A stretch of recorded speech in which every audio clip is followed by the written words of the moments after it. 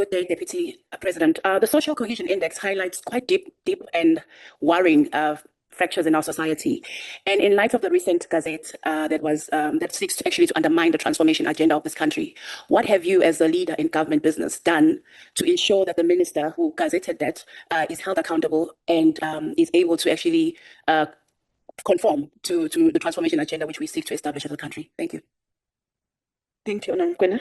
Over to you, Honourable Deputy President. Thank you, Honourable Chairperson. Honourable Mkwena, I was not sure which minister you're referring to.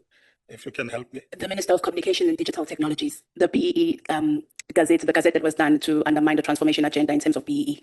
Or the recent issue? Yes, the recent one. Well, I see. Yeah.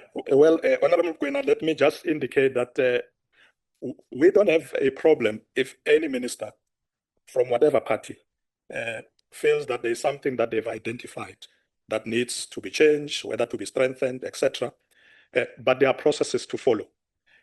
One of the processes that must be followed is that if, when you are a minister and you come across something that has to do with legislation in particular, you need to come to cabinet and say, Cabinet, I found out that this piece of legislation is not actually enhancing transformation, is inhibiting it, and I think we should change it in this manner or that manner.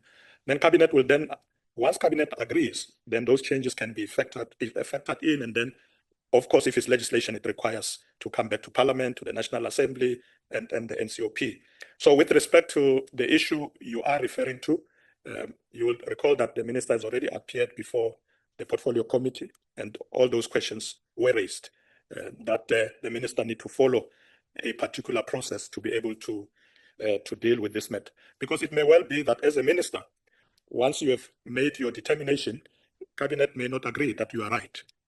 So that's why we must come back to cabinet. So we are waiting for the minister to come, because that issue, if you recall, it's in the law.